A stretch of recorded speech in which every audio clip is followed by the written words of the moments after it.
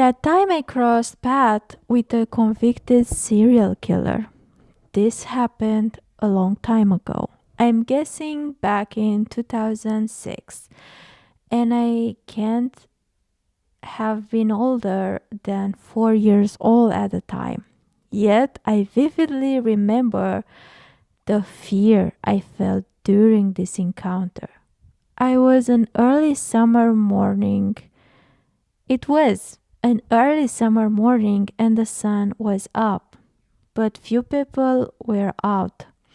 In fact, the streets were practically dead that morning. My mom decided to take my sister, only 1 year old, seated in a stroller, and I to throw away some garbage at the garbage station.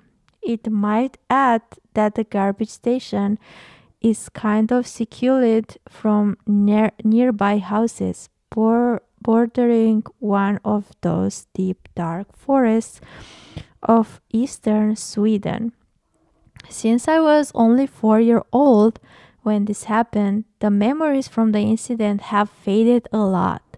However, my mom remembers all of it. She says that upon entering the garbage station, she immediately got an eerie feeling of being watched. I remember that feeling too. I felt creeped out, even though I didn't know why I was scared. I guess I could sense my mom's fear. Walking along that secluded garbage station, my mom suddenly stopped and told me this. My name. Hold on to the stroller as hard as you can and don't let go, no matter what. That's my most vivid memory I have of this, and I don't think I'll ever forget those words. I'll at least never forget how they made me feel. It was as if my blood turned to ice. I just froze. My mom sounded stern, but even a toddler can sense if someone scared shitless. My mom was definitely afraid of something. The rest is just a blur. I don't remember much apart from the aforementioned, so let the rest of the story be told from the perspective of my mother. This is the recollection of her experience, recalled to my best of my abilities, but in my own words. Not far from where we were standing, a truck was parked with a man seated in the front. Nothing unusual. A lot of truck drivers stopped to rest by the side of the road. But this man was staring. He wouldn't just stop staring, he stared right at me, examining my body with the determined gaze of a predator. Gla- gla- Glying the three of us in the side, he truly seemed pleased by the fear he'd instilled in our faces. In his eyes, they were something else, almost as if they didn't belong to a human, but rather to a predator of the savannah. I felt like prey, stuck in the claws of a lion. I just couldn't move. That's when he smiled at me. I remember the dead smile, those cold, calculating eyes, and the way he licked his lips, almost as if to say, I will kill you. I could kill you if I wanted to. Oh my god. I believe that this was the point in time into the strange encounter when my mom told me to hold onto the stroller, to hold on tightly and not let go.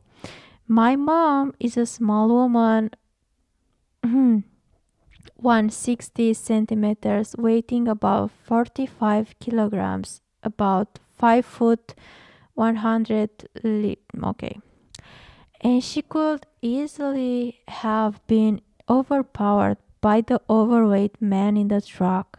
My mom later admitted she was afraid he'd jump out of the truck and knock her knock her out, possibly assaulting her, or even kidnapping me or my 1 year old sister. We bolted out of there. We didn't throw away much garbage that morning. We just turned around and walked home as fast as my mom can with a stroller and a 4 year old toddler by her side.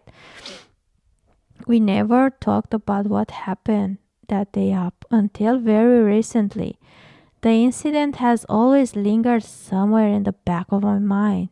That weird thing that happened when I was a child, and every minute I walk past the garbage station, I get a weird feeling in the pit of my stomach. A previously mentioned this happened in around 2006. Fast forward to 2008, the face of a 10-year-old little girl called Engla was printed across the front page of every newspaper inside. She had been abducted, sexually assaulted, and murdered, and the perpetrator was an overweight truck driver named Anders Eklund. Oh my god. Now known as one of the Sweden's most infamous killer. Oh my god. Anders Eklund was charged with murder of Engla alongside the rape and murder of a woman named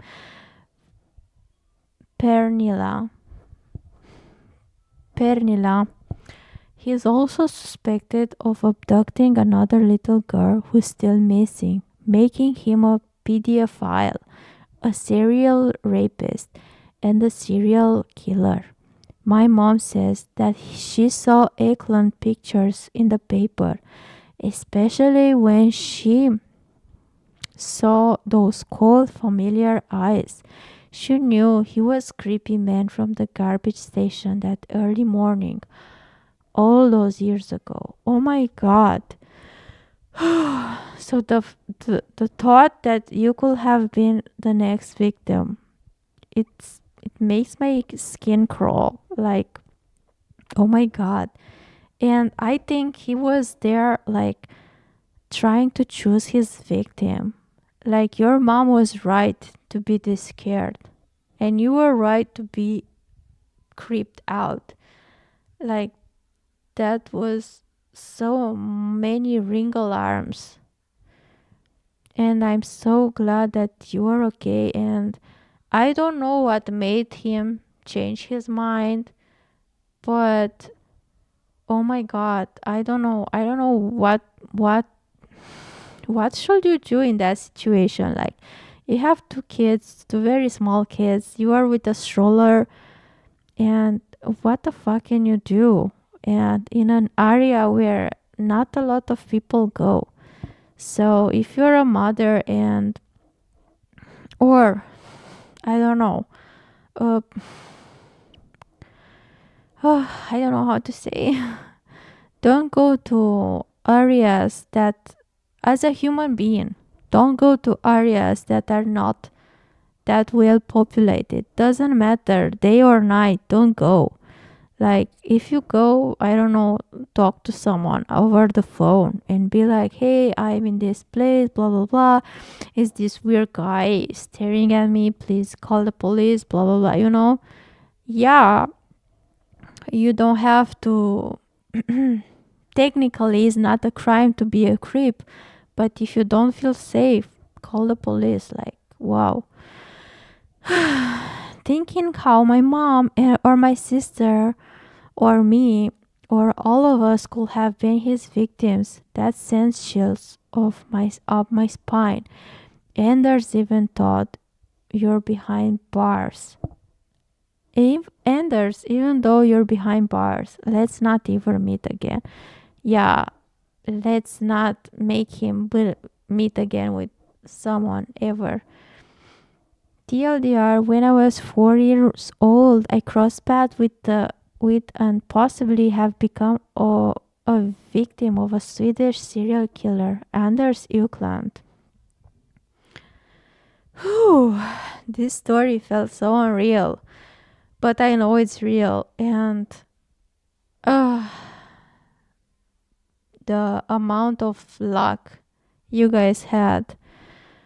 So, yeah, I needed my emotional support black cat to help me reading this story. So, yeah, help me too with the like and subscribe. And maybe share your creepy encounters in the comment. And maybe, just maybe, you will appear in the next video like him. Maybe you'll be as lucky as him. In the next video as your story, not you. Like, yeah. Thanks so much for watching. Bye.